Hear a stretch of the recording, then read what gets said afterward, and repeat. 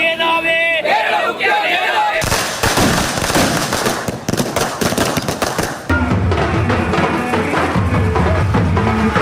ഇതിനെ സർവാത്മന ഞാൻ സ്വാഗതം ചെയ്യുകയാണ്, സന്തോഷപൂർവ്വം സ്വാഗതം ചെയ്യുകയാണ്. ഇതൊരു ദൈവികമായ നിയോഗമായി ഞാൻ കാണുന്നു.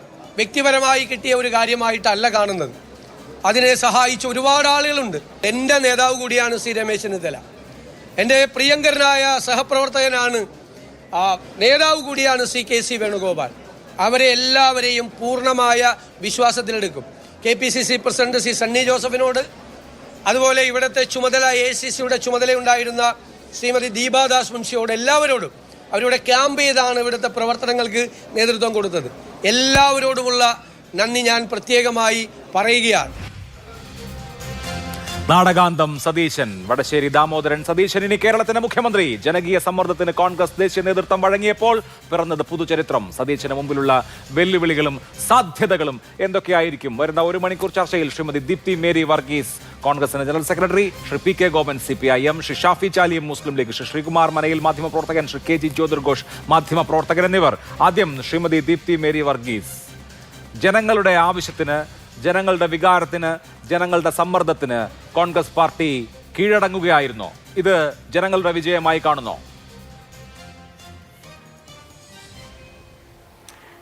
തീർച്ചയായിട്ടും ജനങ്ങളാണല്ലോ UDFനെ ഭരണത്തിലേറ്റിയത്. ഇത്രയും വലിയൊരു ഭൂരിപക്ഷം കോൺഗ്രസിന് ലഭിക്കാൻ, UDFന് ലഭിക്കാൻ കാരണം തീർച്ചയായിട്ടും ജനങ്ങൾ തന്നെയാണ്. ജനങ്ങളുടെ മാൻഡേറ്റ് ആണ്. അതിൻ്റെ കാര്യത്തിൽ യാതൊരു സംശയവുമില്ല. ഇന്നലെ വരെ നമ്മൾ ചർച്ച ചെയ്തിരുന്നത് അഭിലാഷ്, ഇത് നീണ്ടുപോകുന്നു എന്നുള്ളതായിരുന്നല്ലോ. ഏറ്റവും ഉചിതമായ ഒരു തീരുമാനമെടുക്കാൻ AICC വളരെ അധികം അഭിപ്രായങ്ങൾ സമന്വയിപ്പിച്ചുകൊണ്ട്, കോൺഗ്രസിനെ സംബന്ധിച്ച് നമുക്കറിയാം, ഒന്നിലധികം ആളുകൾ മുഖ്യമന്ത്രി സ്ഥാനത്തേക്കുണ്ടായിരുന്നു. അതുകൊണ്ട് തന്നെ അതിൻ്റെ അകത്തൊരു ധാരണ, ഒരു പൊതുധാരണ ഉണ്ടാക്കേണ്ടതായിട്ടുണ്ടായിരുന്നു. വിവിധങ്ങളായ ഘടകങ്ങൾ ആലോചിക്കേണ്ടതായിട്ടുണ്ടായിരുന്നു. ഇതിൻ്റെ അകത്ത് ആരെയും മാറ്റി നിർത്താൻ പറ്റുന്ന ആൾക്കാരല്ല. ഓരോ നിലയിലും, ഓരോ അർത്ഥത്തിലും ഇവരെല്ലാവരും തന്നെ പ്രഗത്ഭരായ ആളുകളായിരുന്നു. അതുകൊണ്ട് തന്നെ അതിന് സമയമെടുത്തത് ഒരിക്കലും അതൊരു കൂടുതലായ സമയമൊന്നും നമുക്ക് പറയാൻ പറ്റില്ല. ഇതിലും അധികം സമയമെടുത്ത് മുഖ്യമന്ത്രിയെ തീരുമാനിച്ച അവസരങ്ങളും ധാരാളം ഉണ്ടായിട്ടുണ്ട്. എന്തു തന്നെ ആയാലും ഘടകകക്ഷികളുടെയും മുതിർന്ന നേതാക്കളുടെയും MLA-മാരുടെയും ഒക്കെ അഭിപ്രായം സമന്വയിപ്പിച്ചുകൊണ്ടാണ് ഒരു തീരുമാനത്തിലേക്ക് എത്തിയത്. ഇവിടെ ഏറ്റവും പ്രധാനപ്പെട്ട ഒരു കാര്യം ഞാൻ പറയാൻ ആഗ്രഹിക്കുന്നത്, ഈ തീരുമാനം പുറത്തേക്ക് വരുമ്പോൾ ഇതിലേക്ക് ഏറ്റവും അധികം വരാൻ സാധ്യതയുണ്ടായിരുന്നു എന്ന് പറഞ്ഞിരുന്ന ശ്രീ KC വേണുഗോപാലും അതുപോലെ തന്നെ രമേശ് ചെന്നിത്തലയും, അവരുടെ രണ്ടുപേരുടെയും ഏറ്റവും പക്വമായ പ്രതികരണമാണ് എന്ന് വേണം പറയാൻ. എന്താണോ AICC പറയുന്നത്, എന്താണോ കോൺഗ്രസിൻ്റെ നേതൃത്വം, ദേശീയ നേതൃത്വം പറയുന്നത്, അതിനനുസൃതമായി അത് ഉൾക്കൊണ്ടുകൊണ്ട് അതിനോടൊപ്പം ചേർന്ന് നിൽക്കാൻ അവർ കാണിച്ച വലിയ പക്വതയും അവർ കാണിച്ച വലിയ പാകതയും ഒക്കെ തീർച്ചയായിട്ടും ചർച്ച ചെയ്യപ്പെടേണ്ടതാണ്. കാരണം ഇന്നലെ വരെ പല സംശയങ്ങളും പല ചാനലുകളും പറഞ്ഞിരുന്നു.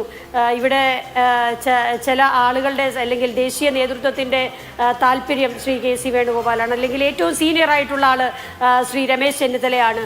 അതുകൊണ്ട് അവരിലേക്കൊക്കെ പോകാനുള്ള പല സാധ്യതകളെക്കുറിച്ചൊക്കെ ചർച്ച ചെയ്തു.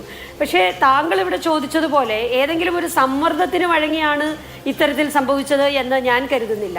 ഇത് എല്ലാവരുടെയും കൂടി ഒരു അഭിപ്രായ സമന്വയത്തോടെ വന്ന ഒരു പര്യവസാനമായി മാത്രമേ ഇതിനെ കാണാൻ കഴിയുള്ളൂ. 10 വർഷത്തെ ഇടതുപക്ഷ ഭരണത്തിന് ശേഷം നല്ല ഒരു ഭരണം കാഴ്ചവെക്കാൻ തീർച്ചയായിട്ടും കഴിയും.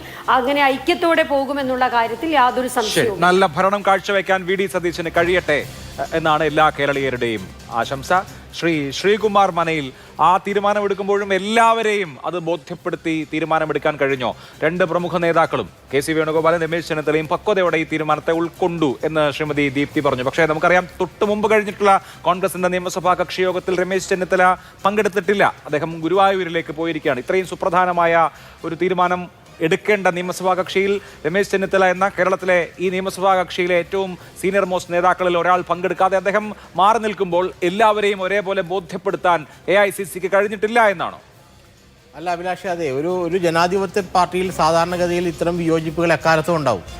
അതൊരു ആ രാഷ്ട്രീയ പാർട്ടിയുടെ, നമ്മൾ നേരത്തെ പറയാറുള്ള പ്രോസസ്സിങ്ങിൻ്റെ ഒരു ഭാഗം മാത്രമാണ്. കാരണം ഇപ്പോൾ വി ഡി സതീശൻ കോൺഗ്രസിൻ്റെ നിയമസഭാ കക്ഷി നേതാവായി ചുമതലയേറ്റു. അതുകൊണ്ട് അദ്ദേഹം തിങ്കളാഴ്ച മുഖ്യമന്ത്രിയായി സത്യപ്രതിജ്ഞ ചെയ്യുകയാണ്.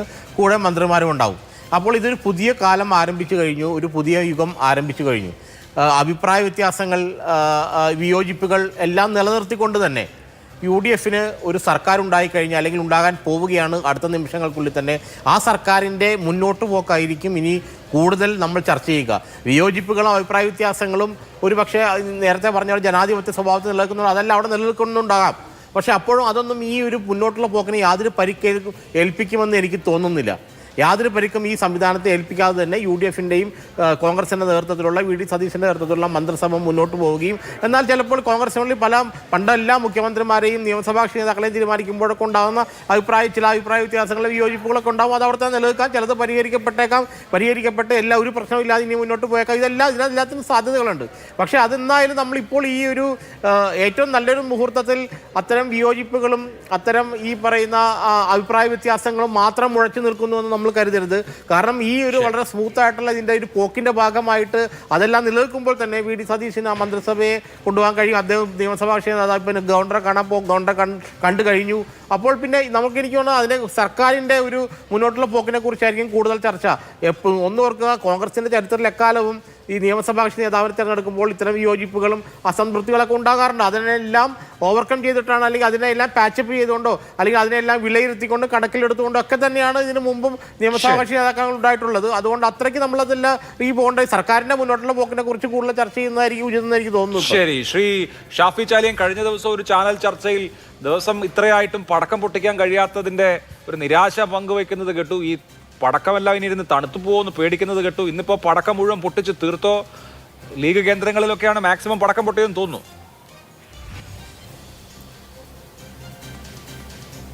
പടക്കം കേരളത്തിലെ എല്ലാ കേന്ദ്രത്തിലും പൊട്ടും. കുറച്ച് ഡിലേ ആയി എന്നത് ചെറിയൊരു നിരാശ തോന്നിയെങ്കിലും ഇപ്പം വർദ്ധിത വീര്യത്തോടു കൂടി അങ്ങേയറ്റം ആഹ്ലാദത്തിലാണ് നമ്മളെ താഴെയുള്ള പ്രവർത്തകർ. അവരുടെ സന്തോഷം പറഞ്ഞറിയിക്കാൻ വയ്യാത്തതാണ്.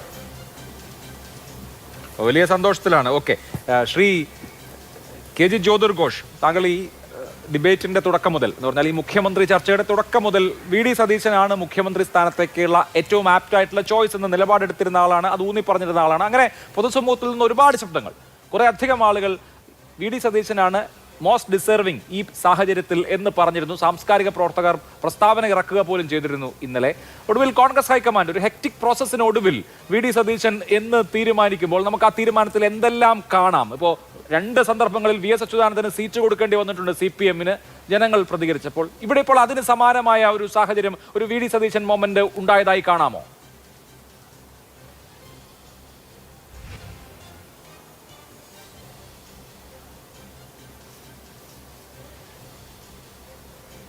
ശ്രീ ജ്യോതിർ ഘോഷ്.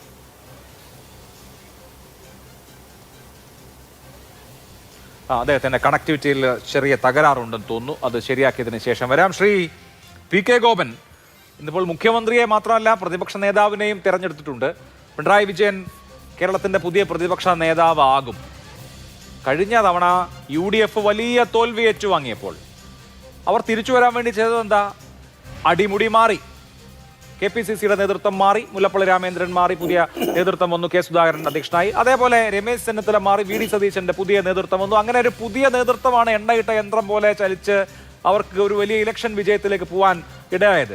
CPM-നെ സംബന്ധിച്ച് അങ്ങനെ ഒരു മാറ്റം എന്ന ഒരു ആംഗിളിൽ ചിന്ത പോകാഞ്ഞത് എന്തുകൊണ്ടാണ്? കുറെ കൂടി യങ്ങായി പുതിയ കാലത്തെ അഭിസംബോധന ചെയ്യാൻ കഴിയുന്ന വിധത്തിലുള്ള ഒരു പാർലമെന്ററി പാർട്ടി നേതൃത്വം ആയിരുന്നില്ലേ വേണ്ടത്?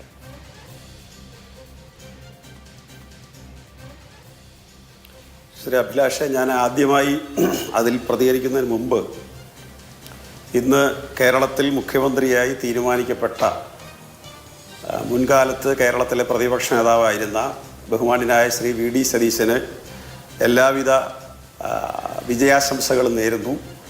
അദ്ദേഹത്തിന് അടുത്ത 5 വർഷക്കാലം അദ്ദേഹം ജനങ്ങളോട് പ്രതിപക്ഷത്തിരുന്നപ്പോൾ പറഞ്ഞ കാര്യങ്ങളും ഭരണപക്ഷത്തിനെതിരായിട്ട് ഉയർത്തിയ വിമർശനങ്ങളും അതിനെയെല്ലാം മനസ്സിൽ വെച്ചുകൊണ്ട് പ്രവർത്തിക്കാൻ കഴിയട്ടെ എന്ന് ആഗ്രഹിക്കുകയും ചെയ്യുന്നു.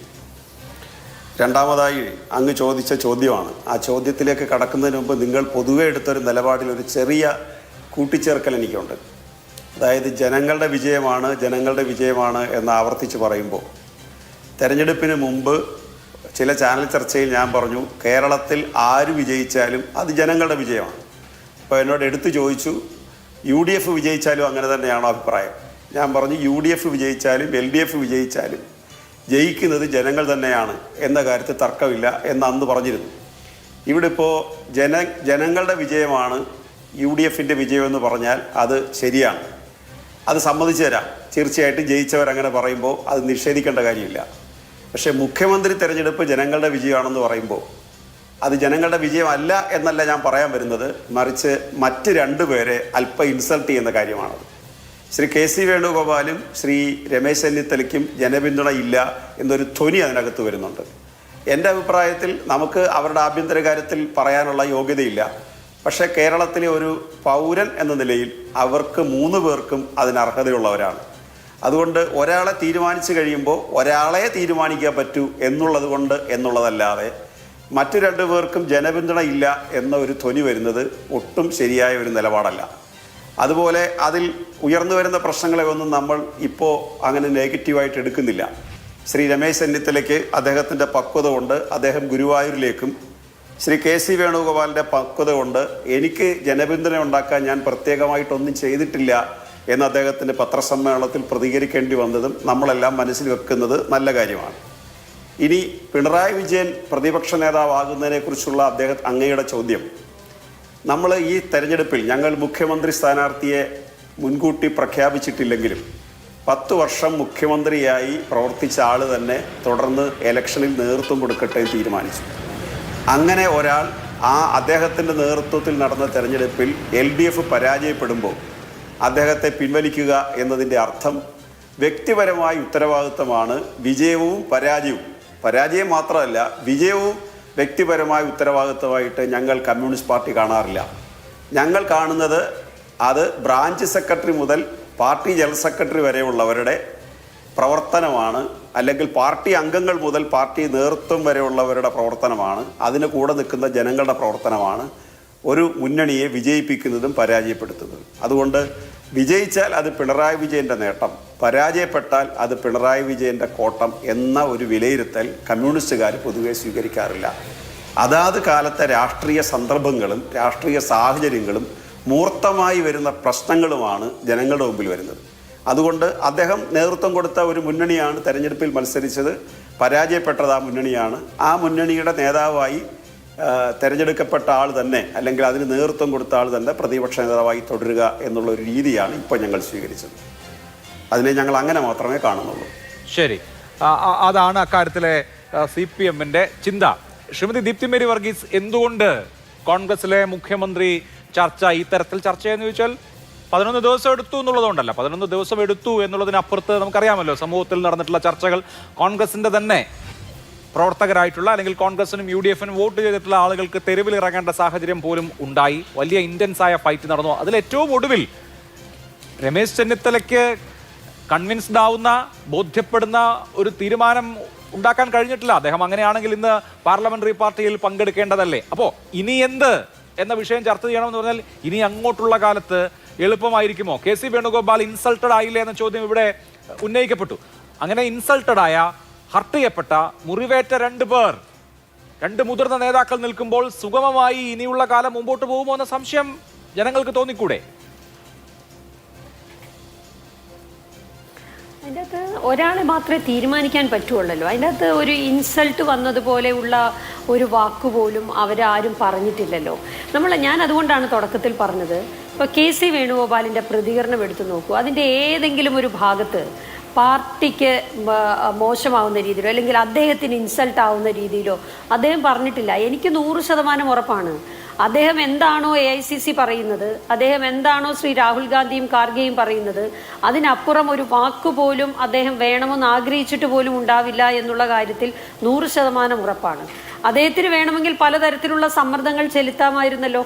സമ്മർദ്ദങ്ങൾ ഇപ്പോൾ നമുക്കറിയാം. കഴിഞ്ഞ ദിവസങ്ങളിലൊക്കെ നവമാധ്യമങ്ങളിലൂടെ, അല്ലെങ്കിൽ താങ്കളിപ്പോൾ സൂചിപ്പിച്ചതുപോലെ റോഡിലിറങ്ങി ചില ആളുകൾ പ്രശ്നമുണ്ടാക്കി.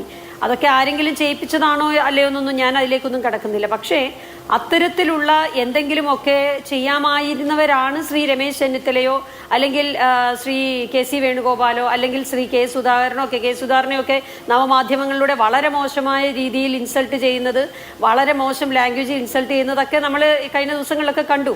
അവരൊന്നും കോൺഗ്രസിനെ സ്നേഹിക്കുന്നവരാണ് എന്ന് കരുതാൻ കഴിയില്ല. അവരൊക്കെ ആരാണ് എന്നുള്ള ഞാൻ അത് തന്നെയാ ചോദിക്കുന്നത്. മുതിർന്ന നേതാക്കളെ കെ സുധാകരനെ, KC വേണുഗോപാലിനെ അടക്കം പെട്ടിതൂക്കികൾ എന്നും കോൺഗ്രസിനെ മുടിക്കുന്നവരെന്നും എല്ലായിടത്തും കോൺഗ്രസിനെ മുടിച്ച ശേഷം കേരളത്തിലെ കോൺഗ്രസിനെയും മുടിക്കാൻ വരുന്നവരാണെന്നും ഒക്കെ ചിത്രീകരിക്കുകയും അവഹേളിക്കുകയും അപമാനിക്കുകയൊക്കെ ചെയ്തതിന്റെ ഇൻസൾട്ട്, അതിന്റെ മുറിവ് മനസ്സിലുണ്ടാവില്ലേ എന്നുള്ളതാണ് എന്റെ ചോദ്യം. അപ്പോൾ അതെങ്ങനെ ബാക്കിയുള്ള കാര്യങ്ങൾ തുടർന്ന് കേരളത്തിലെ കോൺഗ്രസിൽ സുഗമമായി പോകും എന്നുള്ളതാണ് ആശങ്ക. അതിലേക്ക് അതാ ഞാൻ പറയുന്നത് അഭിലാഷ്. അവർക്കൊരിക്കലും, ഞാൻ പറയുന്നത് ശ്രീ KC വേണുഗോപാലിനാണെങ്കിലും ശ്രീ രമേശ് ചെന്നിത്തലയ്ക്കാണെങ്കിലും ഹൈക്കമാൻഡ് ഒരു തീരുമാനമെടുത്താൽ അതിനപ്പുറം പോകുന്ന ആളുകളല്ല അവർ രണ്ടുപേരും.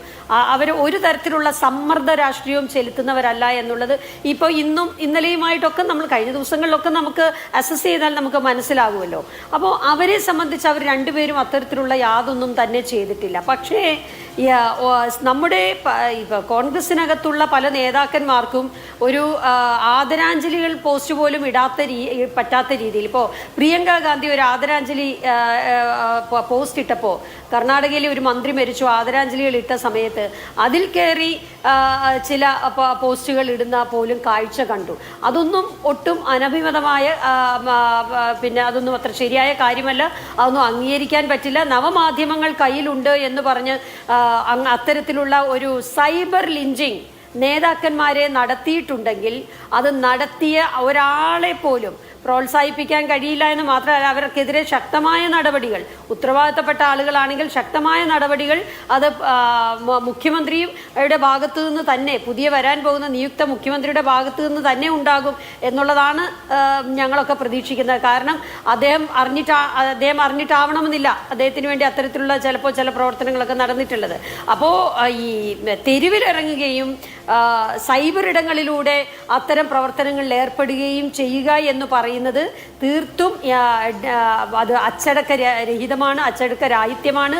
അതൊരു രാഷ്ട്രീയ പ്രസ്ഥാനത്തിന് ചേർന്നതല്ല. അത്തരത്തിലുള്ള പ്രവർത്തനങ്ങൾ ചെയ്തവരാരും തന്നെ പാർട്ടിയെ സ്നേഹിക്കുന്നവരല്ല. അതേസമയം പാർട്ടി ഒരു തീരുമാനമെടുക്കുന്നു, ആ തീരുമാനത്തിനൊപ്പം നിൽക്കുന്നു. അതാണ് ഏറ്റവും പക്വമായ തീരുമാനമെന്ന് ഞാൻ പറഞ്ഞത്, പക്വമായ രീതി എന്ന് ഞാൻ പറഞ്ഞത്. അപ്പോൾ അത്തരത്തിൽ നിന്ന രണ്ട് മുതിർന്ന നേതാക്കന്മാരാണ് ശ്രീ രമേശ് ചെന്നിത്തലയും KC വേണുഗോപാലും.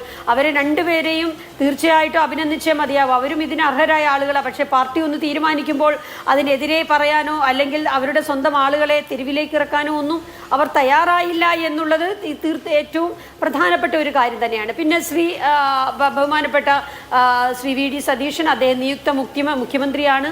അദ്ദേഹത്തിന് തീർച്ചയായിട്ടും കേരളത്തിൻ്റെ പ്രശ്നങ്ങളെ കഴിഞ്ഞ 10 വർഷക്കാലം അഡ്രസ്സ് ചെയ്യാതെ പോയ, ഇടതുപക്ഷം അഡ്രസ്സ് ചെയ്യാതെ പോയ പ്രശ്നങ്ങളെ തീർച്ചയായിട്ടും അദ്ദേഹത്തിന് അഡ്രസ്സ് ചെയ്യാൻ പറ്റും. ഇവിടെ ശ്രീ ഗോപൻ പറഞ്ഞതുപോലെ അദ്ദേഹം നിയമസഭയ്ക്കകത്ത് കഴിഞ്ഞ 5 വർഷമായി പറഞ്ഞ ചില വിഷയങ്ങളുണ്ട്, ചില പ്രധാനപ്പെട്ട ജനകീയ വിഷയങ്ങളുണ്ട്.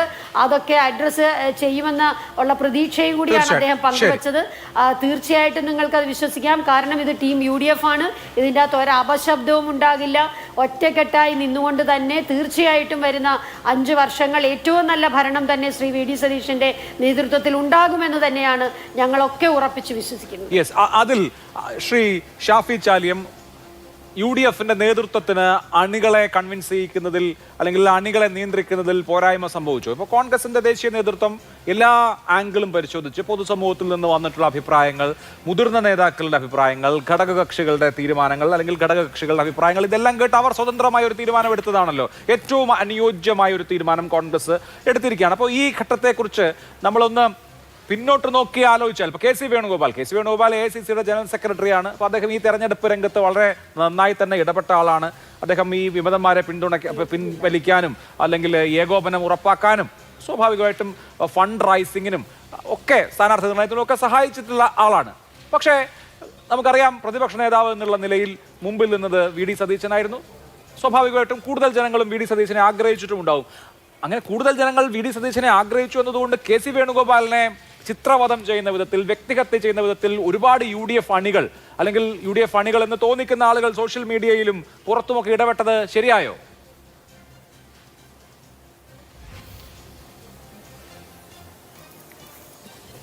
ഈ വ്യക്തിഹത്യ കെ സി വേണുഗോപാലിന് മാത്രമല്ല, ഒരു നേതാവിന് നേരെയും വ്യക്തിഹത്യ ചെയ്യുന്നതിനോട് യോജിക്കുന്നവരല്ല ഞങ്ങൾ. ഇപ്പം നാമൊക്കെ അവിടെ ഇരിക്കുന്നു. ഈ ചർച്ച കഴിഞ്ഞ് ഇതിൻ്റെ ലിങ്ക് യൂട്യൂബിൽ നിങ്ങൾ പോസ്റ്റ് കഴിഞ്ഞാൽ എത്ര തെറികളാണ് നമ്മൾ കേൾക്കുന്നത്, ഏതെല്ലാം രീതിയിൽ. ശിഹാബ് തങ്ങളുടെയും ഹൈദരിൽ തങ്ങളുടെയും CH മുഹമ്മദുടെയും ഫോട്ടോ വെച്ച പ്രൊഫൈലിൽ നിന്ന് പോലും ധാരാളം തന്തക്ക് വിളി കേട്ടവരെ ഞാൻ. അത് നിയന്ത്രിക്കാൻ കഴിയില്ല. അത് സിഗരറ്റിൻ്റെ പുക പോലെ, അത് ആകാശാനോഗ്യ പോലെ ഇങ്ങനെ പോകും. നിയന്ത്രിക്കാൻ പോയാലും കൂടി അതിൽ പെടും. പിന്നെ ഇത് വെറും UDF അണികൾ മാത്രമാണെന്നാണ് പറഞ്ഞു പോകല്ലേ. ഇതിൽ നല്ല കുത്തിത്തീർപ്പ് നടത്താൻ ഇരിക്കുന്ന ഗോപൻ്റെ പാർട്ടിക്കാരുണ്ടായിരുന്നു. അതിൽ ഒരാൾ CCTVയിൽ പെട്ടിട്ടുണ്ട്. എന്താ ഗോപൻ്റെ പാർട്ടിക്കാർക്ക് KC വേണുഗോപാലിൻ്റെ ഫോട്ടോ എന്തിനാ കൊണ്ടുവെക്കണേ? ആളിക്കത്തിക്കാനാണ്. അതിൽ ഒരുത്തനാണ് CCTVയിൽ കുടുങ്ങിയത്. ഇനി കുടുങ്ങാത്ത എത്ര പേരുണ്ടാവും? അപ്പോൾ ഇതിന് പിന്നിൽ ആരാണെന്നുള്ളതിന് തെളിവുകളില്ലേ? എന്നിട്ട് ആ ചങ്ങാതി പറഞ്ഞല്ലോ ഞാൻ CPM മാരനാണെന്ന് അറിഞ്ഞുകൊണ്ട് തന്നെ ഞാനെന്താണ് കേസ് വരണമെന്ന് ആഗ്രഹിച്ചു. ആ ചങ്ങാതിനെ ഇവർ പുറത്താക്കിയണോ? ആ CCTV കുടുങ്ങിയവനെ ഒന്ന് ശാസിക്കാനെങ്കിലും മുന്നോട്ട് വന്നിടണം. അപ്പോൾ കേരളത്തിൽ പലയിടത്തും കോൺഗ്രസ് വലിയൊരു പാർട്ടിയാണ്. വിശാലമായ ജനാധിപത്യ പിന്നെ സ്വാതന്ത്ര്യം അതിൻ്റെ അകത്തുണ്ട്. അതെടുത്ത് ഉപയോഗിക്കുകയും അല്ലെങ്കിൽ അതിന് ഫലപ്രദമായ ആ ജനാധിപത്യം ഉപയോഗിക്കുന്നവരുണ്ട്. അതേ സമയത്ത് അതിനെ ദുരുപയോഗം ചെയ്യുന്നവരും ഒക്കെ കാണും. അപ്പം സ്വാഭാവികമായിട്ടും പിന്നെ ഇത് UDF പ്രവർത്തകർക്ക് ഈ സമയമെടുത്തതിലൊക്കെ കുറേ നിരാശ ഉണ്ടായിരിക്കാം. പക്ഷേ ഈ കുത്തിത്തിരിപ്പിന് CPM-ൻ്റെ അണികളും പിന്നെ കൃത്യമായ രീതിയിൽ പല സ്ഥലങ്ങളും അർദ്ധരാത്രിയുടെ മറവിൽ ഇവർ പല നേതാക്കളെയും ഫോട്ടോയും കാര്യമൊക്കെ വെറും കൊണ്ടുവെക്കുന്നുണ്ട്. അതെന്തിനാണ്? ഈ സിറ്റുവേഷനെ മാക്സിമം വഷളാക്കാൻ വേണ്ടിയാണ്. അത് നമ്മൾ കണ്ടതാണല്ലോ. ആ വ്യക്തിക്കെതിരെ നടപടിയെടുക്കുകയോ ഒന്നും ഇവർ ചെയ്തിട്ടില്ലോ. അതിൻ്റെ അർത്ഥം എന്താ? അതൊരു നിർദ്ദേശം അയാൾക്ക് മോള് കിട്ടിയതാണ്. അതൊക്കെ ഒറ്റപ്പെട്ട സംഭവങ്ങളല്ലേ? ഏതായാലും ഇന്നത്തോടു കൂടി അതിനൊക്കെ ഒരു അവസാനമായി. അതാണ് പ്രധാനപ്പെട്ട ചോദ്യം. അതിനപ്പുറത്ത് ഇനി അങ്ങോട്ട് ഈ ചേരിപ്പോരും ഇല്ലാതെ തുടർന്ന് അങ്ങോട്ട് എങ്ങനെ പോവാം എന്നുള്ളത് പ്രധാനമാണല്ലോ. ഈ പറയുന്ന മുറിവുകൾ ഉണങ്ങുക എന്നുള്ളത് വളരെ പ്രധാനപ്പെട്ട കാര്യമാണല്ലോ. അങ്ങനെ മുറിവൊന്നും ഉണ്ടായിട്ടില്ലെന്നേ. ഈ തീരുമാനത്തിന് എടുക്കാൻ കുറച്ച് സമയമെടുത്തു.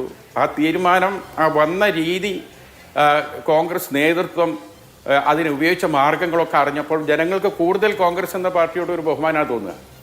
എല്ലാവരോടും അവരെന്ത് ചെയ്തു? ഒരു കൺസെൻസസ് നടത്തി. എന്നിട്ട് എന്ത് രസകരമായിട്ടാണ് അത് അവതരിപ്പിച്ചത്. ദീപ്തി ഇവിടെ പറഞ്ഞതുപോലെ AICC സെക്രട്ടറി വേണുഗോപാൽ അദ്ദേഹം എത്ര മാന്യവും അന്തസ്സോടു കൂടിയാണ് ഓരോ UDF പ്രവർത്തനവും അങ്ങേറ്റ ആവേശം ഉണ്ടാക്കുന്ന രീതിയിൽ അദ്ദേഹം പ്രസൻറ്റ് ചെയ്തത്. അദ്ദേഹത്തിനോട് എന്തെല്ലാം തിരിച്ചു മറിച്ച് നിങ്ങൾ ചോദിച്ചു. അദ്ദേഹം പറഞ്ഞ ഒരു വാക്കുണ്ട്, എനിക്കൊരു ആഗ്രഹമേ ഉള്ളൂ. ആ ആഗ്രഹം മരിച്ചു പോകുമ്പോൾ ഈ ത്രിവർണ്ണ പതാക എൻ്റെ ശരീരത്തിൽ ഉണ്ടാവണം. സ്വാഭാവികമാണ്. പിന്നെ അദ്ദേഹം ഇന്ന് അത് അംഗീകരിച്ചു. അതുപോലെ തന്നെ ബാക്കിയുള്ള നേതാക്കന്മാരെല്ലാവരും വന്ന് അത് ഉൾക്കൊള്ളുന്നു. പിന്നെ ബഹുമാനപ്പെട്ട VD സതീശൻ തന്നെ എന്താ പറഞ്ഞത്? ഞാൻ പാർട്ടി നിയമിച്ച ഒരു മുഖ്യമന്ത്രിയാണെന്നുള്ളൂ. ഞാൻ എൻ്റെ നേതാക്കളുടെ അത് എങ്ങനെയാണ് ഒരു ഗാലക്സി ലീഡേഴ്സ് ഉണ്ട് ഞങ്ങൾക്ക്, അവരുടെ ഒരു റിംഗ് റൗണ്ടിലായിരിക്കും, വിനീത വിധേയനായിരിക്കും ഞാൻ എന്നാണ് പറഞ്ഞത്. അതുകൊണ്ട് ഈ ടീം UDF കോൺഗ്രസും മുസ്ലിം ലീഗും കേരള കോൺഗ്രസും RSP ഒക്കെ അടക്കുന്ന ഞങ്ങളുടെ ടീം ഒരുമിച്ച് പോകും. ഞങ്ങൾക്കാർക്ക് ഒരു പ്രത്യേകമായി ഇതിനുള്ളിൽ വേറൊരു ക്ഷേത്ര കമ്മിറ്റിയിലെ ഉത്സവ കമ്മിറ്റിയിൽ പ്രത്യേകമായ ഒരു വെടിക്കെട്ട് കമ്മിറ്റി ഉണ്ടാക്കുന്നത് പോലെ ഒന്നില്ല.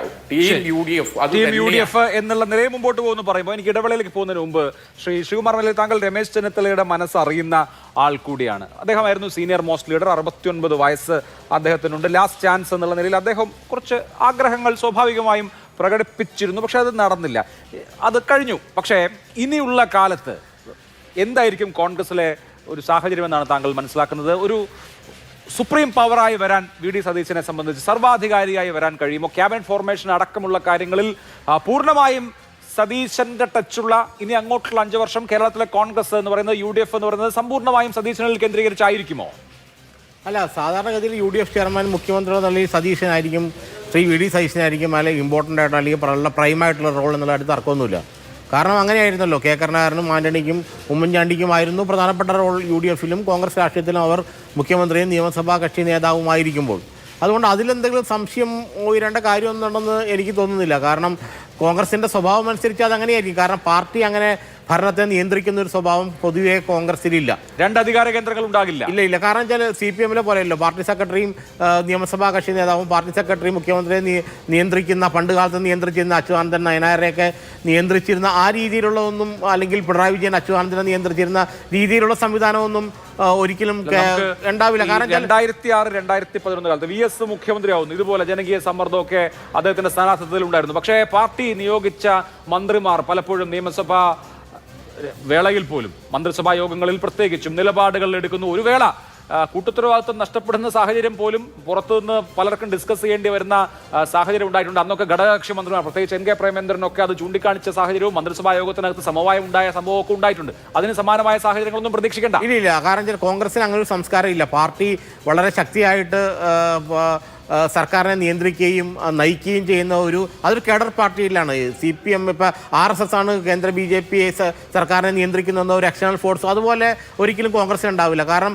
നിയമസഭാ കക്ഷി നേതാവിനെ തിരഞ്ഞെടുത്തു, സർക്കാരുണ്ടാക്കി, UDF ഘടകകക്ഷികളെ സർക്കാരിലുണ്ട്, അവരായിരിക്കും. പിന്നെ പാർട്ടി ഒരു തിരുത്തൽ ശക്തിയായിട്ടോ അല്ലെങ്കിൽ പാർട്ടി ഒരു മാർഗദർശനം പോലെ അല്ലെങ്കിൽ ഒരു ഗൈഡിങ് ഫാക്ടർ പോലെ പ്രവർത്തിക്കാം എന്നുള്ളത് കവിഞ്ഞിട്ട് ഒരിക്കലും സർക്കാരിൻ്റെ കാര്യത്തിൽ ഒരു ബുദ്ധിമുട്ടുണ്ടാക്കുന്ന തരത്തിൽ ഇടപെടൽ ഇന്നവരെ കോൺഗ്രസ് പാർട്ടി ഒരു നിയമസഭാ കക്ഷി നേതാവിനോടും ഇന്നവരെ അതിൻ്റെ ചരിത്രത്തിലുണ്ടായിട്ടില്ല. പിന്നെ എതിർപ്പും അഭിപ്രായ വ്യത്യാസങ്ങളൊക്കെ പല KPC അധ്യക്ഷന്മാർ പറഞ്ഞിട്ടുണ്ട്. ഇപ്പോൾ VM സുധീരൻ, നമ്മുടെ മദ്യ നയത്തെ കേസിൽ VM സുധീരൻ, ഉമ്മൻചാണ്ടിയും തമ്മിലുള്ള അകൽച്ചയൊക്കെ നമുക്കറിയാലോ. അത്തരത്തിലുള്ള അതും ഉണ്ടാകാൻ സാധ്യതയില്ല. കാരണം വെച്ചാൽ ഇപ്പോൾ ഉള്ള രാഷ്ട്രീയ സാഹചര്യം വളരെ വ്യത്യസ്തമാണല്ലോ. അപ്പോൾ അതുകൊണ്ട് കോൺഗ്രസ് പാർട്ടി പലപ്പോഴും അതിൻ്റെ പിന്നിൽ ഒരു ശക്തി കേന്ദ്രമായിട്ട്, മൂവിങ് സ്പിരിറ്റായിട്ട്, അതിനെ ചലിപ്പിക്കുന്ന ഒരു സ്പിരിറ്റായിട്ട്, ശക്തിയായിട്ട് കോൺഗ്രസ് പാർട്ടി നിലനിൽക്കാനാണ് സാധ്യത. അതൊരു രാഷ്ട്രീയ സർക്കാരിൻ്റെ ഇടപെടലൊന്നും പാർട്ടിയുടെ ഒരു അപ്രഹാരം ഉണ്ടാവില്ല.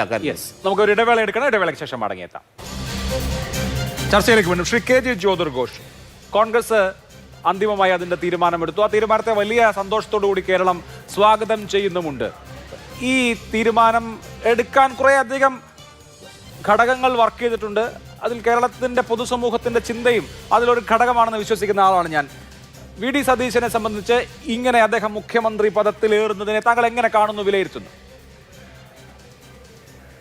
ഞാൻ ഇതിനെ കാണുന്നത്, ഈ കഴിഞ്ഞ ഒരു 10 ദിവസത്തെ അല്ലെങ്കിൽ 11 ദിവസത്തെ ഈ ഇടവേള VD സതീശനെ വളരെയധികം അനുകൂലമായ ഒരു ഘടകമായി മാറുന്നത്. കാരണം എന്ന് വെച്ച് കഴിഞ്ഞാൽ ഇനിയുള്ള നമ്മുടെ ഈ പുതിയ കാലത്തിന്റെ ഒരു പ്രത്യേകത ഈ 10 ദിവസത്തിനുള്ളിൽ നമുക്ക് കാണാൻ കഴിയും. അതായത് ജനങ്ങളും കൂടെ നമ്മുടെ ജനാധിപത്യ സംവിധാനത്തിൽ പങ്കെടുക്കുന്ന രീതിയിൽ, അത് നമുക്ക് പെട്ടെന്ന് വേണമെങ്കിൽ ഒരു മോബ് എന്നൊക്കെ വേണമെങ്കിൽ നമുക്ക് വെറുതെ പറഞ്ഞ് കളയാമെങ്കിൽ പോലും ജനങ്ങള് കൂടെ നേരിട്ട് പങ്കെടുക്കുന്ന ഒരു രീതിയിലേക്ക് നമ്മുടെ ഇത് മാറുകയാണ്. മാത്രമല്ല, നമ്മളത് മനസ്സിലാക്കേണ്ട സാധനം, നമ്മുടെ ഈ വാടാനപ്പള്ളിയില് ഈ അരവശ്ശേരി മുഹമ്മദിനെ നമ്മൾ മറന്നുകളയും. കാരണം അരവശ്ശേരി മുഹമ്മദ് രാത്രിയിൽ കൊണ്ട് KC വേണുഗോപാലിനെതിരെ ആ ബോർഡ് വെച്ചു. അത് പക്ഷേ അദ്ദേഹം അതിനുശേഷം പിന്നീട് അദ്ദേഹത്തിന്റെ ഗ്രൂപ്പിൽ അത് ന്യായീകരിച്ചു, പിന്നെ ഫേസ്ബുക്കിൽ പൊതുവായിട്ട് ന്യായീകരിച്ചു. പക്ഷെ എന്തിലും ഒടുവിൽ അരവശ്ശേരി മുഹമ്മദ് എക്സ്പോസ്ഡ് ആയി. എന്ന് പറയുന്നത് നമ്മൾ ഇന്നൊരു സുതാര്യമായ ലോകത്തിലാണ് ജീവിക്കുന്നത്. അപ്പൊ ഈ സുതാര്യമായ ലോകത്തിൽ ജനങ്ങൾക്ക് കാര്യമെല്ലാം മനസ്സിലാവുന്നുണ്ട്. എത്ര തന്നെ ന്യായീകരണങ്ങളും നമ്മൾ പലപ്പോഴും ഈ പറഞ്ഞതുപോലെ ചില കാര്യങ്ങൾ പറഞ്ഞ് മറ്റുള്ളവരെ മനസ്സിലാക്കിക്കാൻ ശ്രമിക്കും. പക്ഷെ അത് വളരെ നമ്മുടെ ഈ പുതിയ കാലഘട്ടത്തില് അതിന് തുനിയുന്നത് തന്നെ അപകടമാണ്. കാര്യം പ്രതിരോധിക്കുന്നത് തന്നെ വലിയ അപകടമാണ്. പ്രതിരോധിക്കാൻ പോവുകയാണെങ്കിൽ അപ്പൊ തന്നെ ആൾക്കാർക്ക് മനസ്സിലാവും എന്തോ മറച്ചു വെക്കാൻ വേണ്ടിയാണ് പ്രതിരോധിക്കുക എന്നുള്ള സാധനം. അപ്പൊ എന്ന് പറഞ്ഞാൽ ആ ഒരു അനുകൂലമായ ഒരു ഘടകം സതീശനെ കിട്ടി. പിന്നെ അതുപോലെ തന്നെ സതീശന്റെ എനിക്ക് തോന്നുന്നു കഴിഞ്ഞ ഏതാണ്ട് 50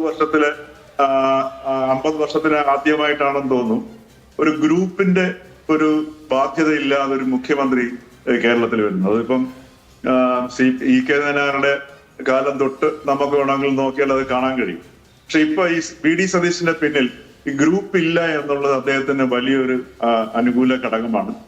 പിന്നെ അദ്ദേഹം ടീം ബിൽഡ് ചെയ്യുന്നതിന് അദ്ദേഹം 2-3 ക്വാളിറ്റീസ് അദ്ദേഹത്തിന് ഒരു മുഖ്യമന്ത്രി ആകാനായിട്ടുള്ള സംഗതി വളരെ എടുത്തു പറയേണ്ടതുണ്ട്. ഒന്ന്, ഒരു ആശയത്തെ രൂപീകരിക്കുക, പിന്നെ അതിനുവേണ്ടി അത് വർക്ക് ചെയ്യുക, ഒന്ന് ക്യൂറേറ്റ് ചെയ്ത് എടുക്കുക, പിന്നെ ടീമിനെ ബിൽഡപ്പ് ചെയ്യുക. ഈ VD സതീശൻ ഇടയ്ക്ക് പറയുന്നുണ്ടായിരുന്നു, താൻ മുഖ്യമന്ത്രിയാകാൻ ശ്രമിച്ചു കഴിഞ്ഞാൽ താൻ പരാജയപ്പെട്ടു പോകും, മറിച്ച് തന്നെ ഏൽപ്പിച്ചിരിക്കുന്ന ജോലി UDF-നെ അധികാരത്തിൽ എത്തിക്കുക എന്നുള്ളതാണ്. ആ UDF-നെ അധികാരത്തിൽ എത്തിക്കുക എന്നുള്ളതിൽ ഫോക്കസ്ഡ് ആയിട്ട് വർക്ക് ചെയ്തു. സ്വാഭാവികമായിട്ടും അതുകൊണ്ട് തന്നെയാണ് അദ്ദേഹത്തിന് ഗ്രൂപ്പിലേക്ക് ശ്രദ്ധിക്കാൻ പറ്റില്ല. മുഖ്യമന്ത്രി ആകാനുള്ള ശ്രമത്തിലേക്ക് ഗ്രൂപ്പുകളെ അല്ല MLA-മാരെ കൂടെ നിർത്താൻ കഴിഞ്ഞില്ല. പക്ഷെ അദ്ദേഹം ഈ മുന്നണിയെ വിജയത്തിലേക്ക് കൊണ്ടുവരുന്നതിൽ വിജയിച്ചു. ഒടുവിൽ അദ്ദേഹം തന്നെ മുഖ്യമന്ത്രിയായി എന്നുള്ളതും നമ്മൾ കാണേണ്ടതാണ്. മുഖ്യമന്ത്രി ആകാൻ ശ്രമിച്ചവർക്ക് ആകാൻ കഴിഞ്ഞതുമില്ല. അപ്പൊ ഇത് എല്ലാം സൂചിപ്പിക്കുന്നത് അദ്ദേഹം വളരെ ഫോക്കസ്ഡ് ആയിട്ട് വർക്ക് ചെയ്യുന്ന ഒരു വ്യക്തിയാണ്. നമ്മളുടെ പ്രവർത്തനത്തിൽ നിന്ന് നമുക്ക് കാണാൻ കഴിയും. അതുപോലെ തന്നെ ഈ ഒരു ഭരണത്തിലേറുന്ന സമയത്ത് അദ്ദേഹം ആ ഒരു ഫോക്കസിൽ നിന്ന് ആ ഹൈലി ഫോക്കസ്ഡ് ആയിട്ട് പ്രവർത്തിക്കുകയാണെന്നുണ്ടെങ്കിൽ സ്വാഭാവികമായിട്ടും കേരളത്തിലെ ജനങ്ങൾ അത് കാണുകയും നിരീക്ഷിക്കുകയും ഒക്കെ ചെയ്യും. പൂർണ്ണ പിന്തുണ ജനങ്ങളുടെ ഭാഗത്ത് ഇപ്പൊ അദ്ദേഹത്തിന് കിട്ടാനുള്ള അവസരമുണ്ട്. എല്ലാ ഭാഗത്തു നിന്നുള്ള സാധാരണ ജനങ്ങളിൽ നിന്ന് പ്രായഭേദമന്യേ അദ്ദേഹത്തിന് പിന്തുണ കിട്ടുന്നുണ്ട്. അതുപോലെ തന്നെ വലിയൊരു പ്രതീക്ഷയാണ് അദ്ദേഹത്തിലേക്ക് കേരളം നിക്ഷേപിച്ചിരിക്കുന്നത്.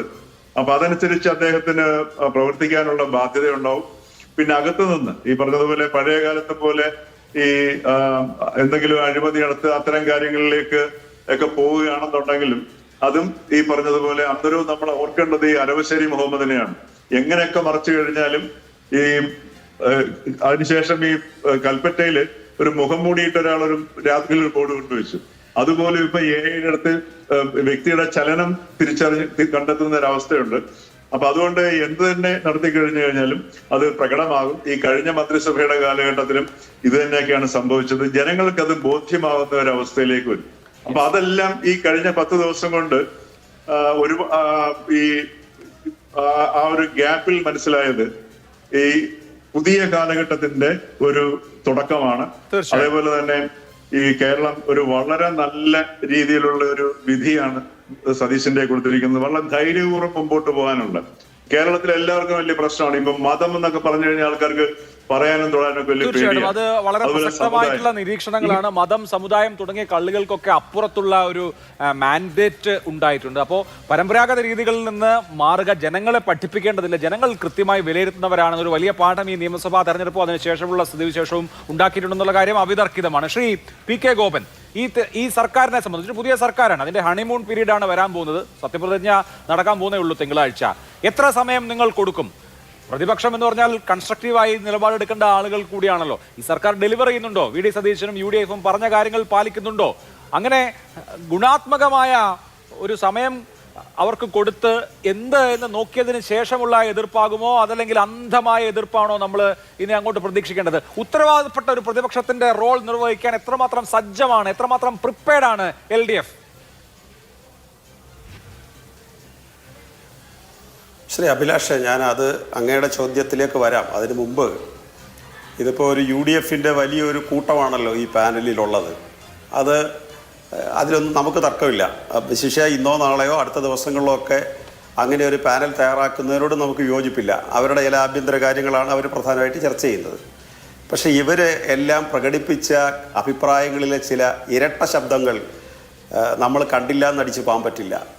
ഉദാഹരണത്തിന് ശ്രീമതി ദീപ്തി ഇവിടെ രാഹുൽ ഖാർഗെ പറയുന്നതിനപ്പുറം ഇല്ല ശ്രീ KC വേണുഗോപാൽ. നമുക്ക് വളരെ സുഖകരമായ ഒരു കമൻ്റായിട്ട് തോന്നും. പക്ഷേ അവർ ഇടതുപക്ഷത്തെ വിമർശിച്ചുകൊണ്ടിരിക്കുന്ന ശബ്ദം എന്താ? പിണറായി പറയുന്നതിനപ്പുറം ഇല്ല, അല്ലെങ്കിൽ വേറൊരാൾ പറയുന്നതിനപ്പുറം ഇല്ല. അത് ഏകാധിപത്യമായിട്ടാണ് അവർ കണ്ടിരുന്നത്. ഇപ്പോൾ അവർ ജനാധിപത്യത്തിൻ്റെ മൂർത്തിമത് ഭാവമായിട്ട് കരുതുന്നത് 2 നേതാക്കൾ പറയുന്നത് അക്ഷരം പ്രതി അനുസരിക്കുന്നതിനെയാണ് അവർ ജനാധിപത്യമായിട്ട് പറയുന്നത്. അത് ഞാനൊന്ന് ചൂണ്ടിക്കാണിച്ചു എന്ന് മാത്രമേ ഉള്ളൂ.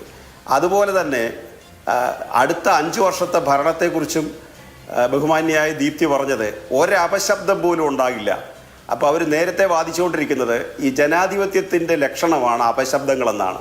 അപ്പോൾ ജനാധിപത്യം ഉണ്ടാവത്തില്ല എന്ന് അവർ തന്നെ ആവർത്തിച്ച് പറയാൻ പരിശ്രമിക്കുകയാണ്.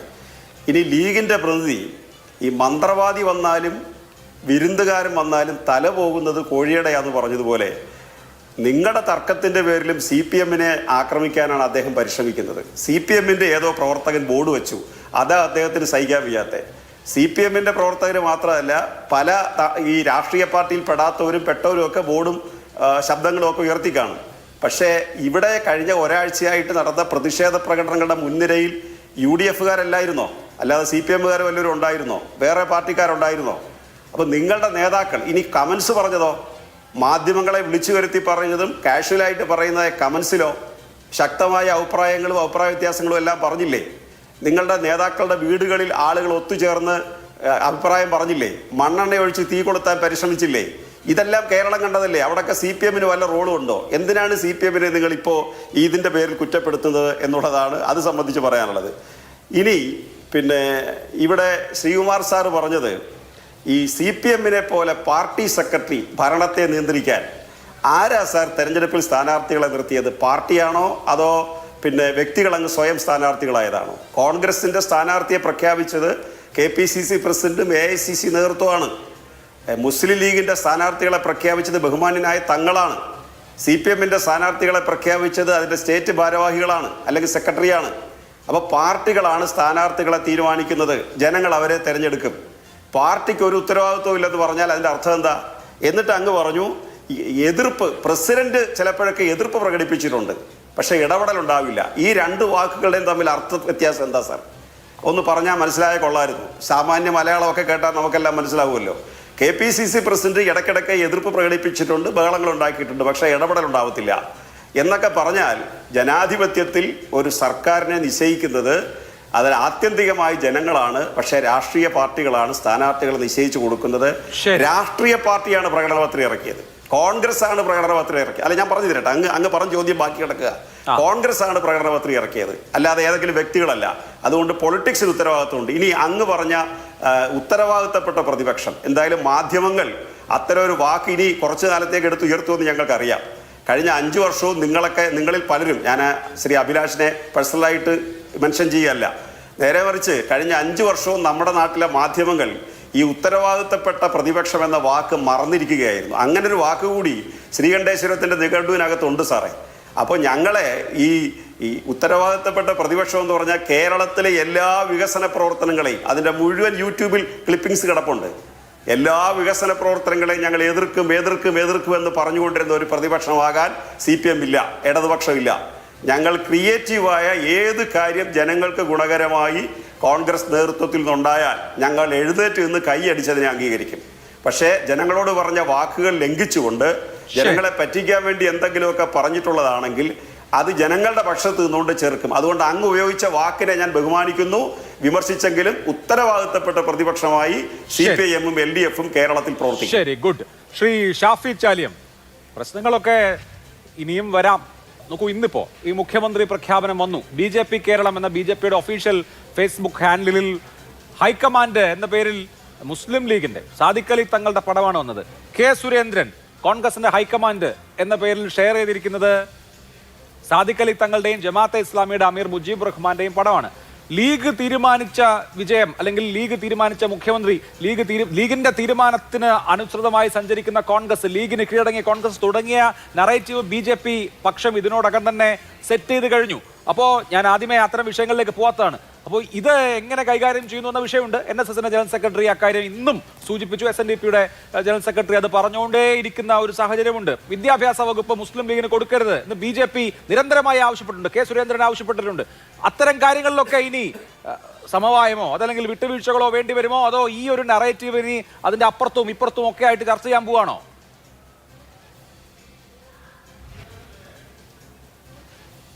ഞാനതിന് മറുപടി പറയാം. അതിന് മുമ്പ് ഗോപനോട് പറയണ്ടായി, പിന്നെ താഴെത്തട്ടിൽ പിന്നെ ഈ കോൺഗ്രസ് പ്രവർത്തകർ അങ്ങോട്ടും ഇങ്ങോട്ടും ആക്ഷേപിച്ചു, പെട്രോൾ ഒഴിച്ച് കത്തിച്ചു.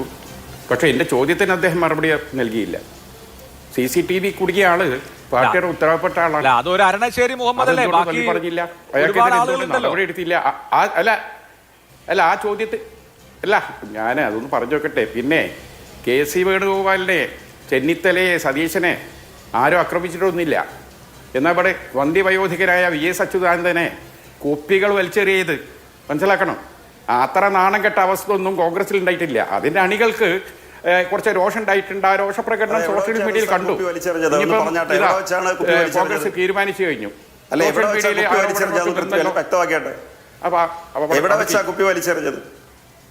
അല്ല എവിടെ വെച്ചാ കുപ്പി വലിച്ചെറിഞ്ഞത്? ആ വിഷയം ഒന്ന് കാണിച്ചാൽ.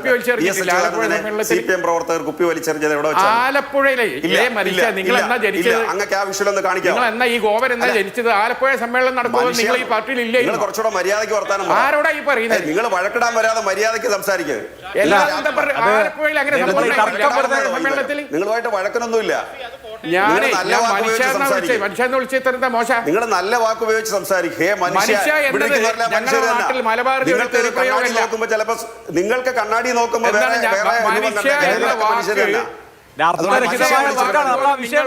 അല്ല ഒരു മിനിറ്റ്, നിങ്ങൾ കുറച്ചുകൂടെ മനുഷ്യത്വം ഇല്ലാത്തവർക്ക് തോന്നുന്നു അല്ല ഞാന് കുപ്പി വലിച്ചെറിഞ്ഞ ഒരു വിഷയം നിങ്ങൾ കാണിക്കും. ഇങ്ങോട്ടാവല്ലോ. അല്ല അതങ്ങനെയല്ല, ഞാൻ വേണമെങ്കിൽ വിശദീകരിക്കാം. കോട്ടയത്ത് നിങ്ങൾ ആർക്കൈവ്സിലുണ്ടോ? അല്ല, കോട്ടയത്ത് CPM-ന്റെ സംസ്ഥാന സമ്മേളനം നടക്കുന്ന സമയത്ത് അത് ഈ VS അച്യുതാനന്ദനെതിരെ കുപ്പി വലിച്ചെറിഞ്ഞു എന്ന നിലയിലല്ല. VS അച്യുതാനന്ദൻ പ്രസംഗിച്ചുകൊണ്ടിരിക്കെ വലിയ മഴ പെയ്തു. അപ്പോ പാർട്ടി പ്രവർത്തകരൊക്കെ കസേര എടുത്ത് ഇങ്ങനെ പിടിച്ചു, കസേര എടുത്ത് മുകളിൽ പിടിച്ചു. ആ സമയത്ത് അതിനുശേഷം പിണറായി വിജയൻ രോഷാകുലനായി അവിടേക്കൊരു കുപ്പി വന്നതടക്കം ചൂണ്ടിക്കാണിച്ചുകൊണ്ട് ഇത് ഉഷാ ഉതുപ്പിന്റെ ഗാനമേളയല്ല എന്ന് പറഞ്ഞു. കോട്ടയം സംസ്ഥാന സമ്മേളനം കൺക്ലൂഡ് ചെയ്യുന്ന വേളയിൽ അത് ഇനിയിപ്പോ എത്രയോ കൊല്ലം മുമ്പ് നടന്ന 2008 അത് എത്രയോ കൊല്ലം മുമ്പ് നടന്ന കാര്യമാണ്. അതല്ല ഇപ്പോഴത്തെ വിഷയത്തിലേക്ക് അതൊരു വിഭാഗീയ തർക്കത്തിന്റെ ഭാഗമായിട്ട് പറയട്ടെ. എന്റെ സമയമാണല്ലോ അന്ന്. ഞാൻ മനസ്സിലാക്കുന്നിടത്തോളം അഭിലാഷ് ഇന്ത്യ വിഷനിലാണെന്നാണ് എനിക്ക് തോന്നുന്നത്. അതിന്റെ പഴയ സാധനം എന്റെ കയ്യിലുണ്ട്. അന്ന് കുപ്പി വലിച്ചെറിഞ്ഞിട്ട് നിങ്ങളുടെ രാഷ്ട്രീയ പിണറായി ക്ഷുഭിതനായി പറഞ്ഞു നിർത്താൻ. എറിയുന്നത് നിർത്തണം എന്ന് പറഞ്ഞു. കാരണം ഒറ്റൊന്നും കൊണ്ടിട്ടില്ല, ഒന്നുപോലും കൊള്ളിക്കാൻ കഴിയാത്ത.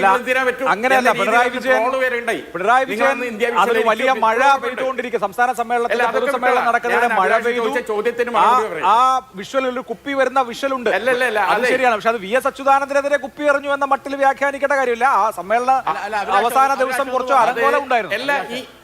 ഒന്ന് പറഞ്ഞോട്ടെ, സഖാവ് VS പ്രസംഗിച്ചുകൊണ്ടിരുന്നപ്പോൾ അദ്ദേഹത്തിനെതിരെ കുപ്പി എറിഞ്ഞു തന്നെയാണ് പിണറായി പറഞ്ഞത്. യൂട്യൂബിൽ അപ്ലോഡ് ചെയ്ത് കഴിഞ്ഞാൽ അഭിലാഷ് ഞാനൊന്ന് പറയട്ടെ. പറഞ്ഞു. അതായത് നിങ്ങൾ ഈ ചർച്ച, ഇന്നത്തെ നമ്മുടെ ചർച്ച യൂട്യൂബിൽ അപ്ലോഡ് ചെയ്ത് കഴിഞ്ഞാൽ അതിന് താഴെ അതിന്റെ വിഷയം ഇത് കേൾക്കുന്ന പ്രേക്ഷകരിടും. അന്നേരം അല്ല ഞാനൊന്ന് പറയട്ടെ. എന്നെ ഉത്തരവ് പറയാൻ സമ്മതിക്കുന്നുണ്ടോ? പറയൂ. എനിക്ക് പറയാവോ? പറഞ്ഞോളൂ. അതായത് നിങ്ങൾ ചോദിച്ചു വിദ്യാഭ്യാസ വകുപ്പുമായി സംബന്ധിച്ച കാര്യം, NSSന്റെ പ്രതികരണം, ലീഗിന്റെ അപ്രമാദിത്വം, ഇതൊക്കെ ഒരു എന്താ പറയുക ഇസ്ലാമോഫോബിയ പോലെ ഒരു ലീഗ് ഫോബിയ കുറെ കാലമായി BJPയും CPM-ഉം കേരളത്തിൽ പയറ്റിക്കൊണ്ടിരിക്കുക. നോക്കൂ, നമ്മുടെ രാജ്യം സ്വാതന്ത്ര്യം കിട്ടി. ആദ്യത്തെ പ്രഥമ വിദ്യാഭ്യാസ മന്ത്രി തന്നെ ഒരു മുസ്ലിമായ മൗലാന അബുൽ കലാം ആസാദാണ്. അതുപോലെ തന്നെ ഹുമയൂൺ കബീറാൻ, അതുപോലെ തന്നെ മുഹമ്മദ് കരീം ചഗ്കളയായിരുന്നു. അത് കഴിഞ്ഞ് നൂർ ഹസൻ, പിന്നീട് ഫക്രുദ്ദീൻ അലി അഹമ്മദ്. അതൊക്കെ കഴിഞ്ഞിട്ട് 1.5 വർഷത്തോളം ഞങ്ങളുടെ നേതാവ് E. അഹമ്മദ് HRDയിൽ വിദ്യാഭ്യാസ വകുപ്പ് കൈകാര്യം ചെയ്തു. ഇവിടെ എന്താ ഉണ്ടായത്? എന്തെങ്കിലും ഒരു മുസ്ലിം കൈകാര്യം ചെയ്തുകൊണ്ട് എന്തെങ്കിലും പ്രശ്നങ്ങൾ ഉണ്ടായോ? ഈ കണ്ട ഇന്ത്യയിലെ വിദ്യാഭ്യാസ പുരോഗതിക്ക് പിന്നിൽ ഈ മുസ്ലിങ്ങളായ ഇവർ വഹിച്ച പങ്കെത്രയാണ്? ഇനി കേരളത്തിൻ്റെ അടുത്തെടുത്ത് നോക്കുക. CH മുഹമ്മദ് കോയ സാഹിബ്, അതുപോലെ ചാക്കേരി അഹമ്മദ് കുട്ടി, അണ്ട് തുടങ്ങി E.T. ബഷീർ, റബ്ബ്, സൂപ്പി അടക്കമുള്ള നമ്മളെ വിദ്യാഭ്യാസ മന്ത്രിമാരെ മൊത്തം നിങ്ങൾ ഓഡിറ്റ് ചെയ്യും. എന്താ കുഴപ്പമുള്ളത്? ഇവിടെ എന്താ പ്രശ്നം? ഇവിടെ ഒക്കെ ലീഗാണ്. അത് ആ കാലത്ത് CH ഉള്ള കാലത്തൊക്കെ KG മാരാർ ജീവിച്ചിരിപ്പുണ്ട്. ലീഗ് വിദ്യാഭ്യാസ മന്ത്രിമാരായ സമയത്തൊക്കെ മാരാരുണ്ടായിരുന്നു, രാജഗോപാൽ നയിച്ചിരുന്നു, CK പത്മനാഭ് നയിച്ചിരുന്നു. അവരാരും കുഴപ്പം കണ്ടെത്തിയിട്ടില്ല. ഇപ്പോഴത്തെ ഈ തല്ലിപ്പൊളി BJP നേതാക്കളുള്ളൂ ഈ കേരളത്തിലെ. ഇവരുടെ ഒരു നരേഷനാണിത്. എന്തുണ്ടെങ്കിലും ഇപ്പൊ ഇതേ വിഷയം എന്താ? ലീഗ് എന്താ അവിടെ നിയന്ത്രിക്കാൻ പോണ്?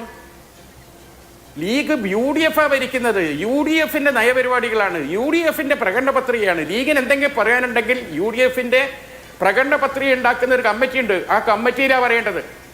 ഈ സ്റ്റേറ്റിന്റെ മുന്നോട്ടുള്ള വികാസത്തിന് അനുയോജ്യമായ എന്തെല്ലാം നിർദ്ദേശങ്ങളുണ്ടോ ആ നിർദ്ദേശങ്ങൾ ഞങ്ങൾ അവിടെ വെക്കുക. ലീഗ് വിദ്യാഭ്യാസം കൈകാര്യം ചെയ്യുകയാണെങ്കിലും ആരാണ് അതിന്റെ നയം രൂപീകരിക്കുന്നത്? മന്ത്രിസഭയാണ് തീരുമാനിക്കുന്നത്. പിന്നെ NSSന്റെ ഇന്നത്തെ നാരായണ പണിക്കരെ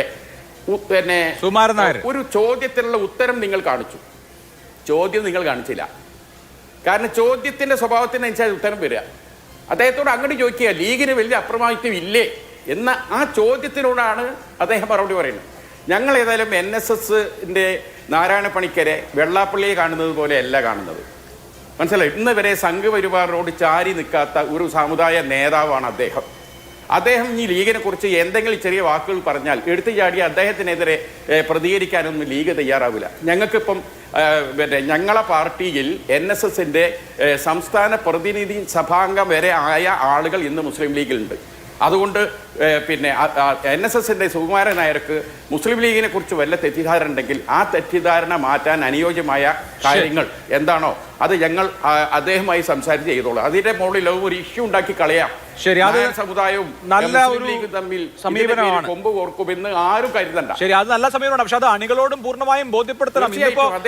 ഇന്നിപ്പോ തൊടുപുഴയിൽ നടന്ന ഒരു പ്രകടനം ആരാടായി, വെള്ളാപ്പള്ളി, ഏതവനാട, സുകുമാരൻ എന്ന് പറഞ്ഞിട്ട് മുസ്ലിം ലീഗിന്റെ പ്രകടനം, മുസ്ലിം യൂത്ത് ലീഗിന്റെ പ്രകടനം നടന്നു തൊടുപുഴയിൽ. കേട്ടുകാണല്ലോ അല്ലേ?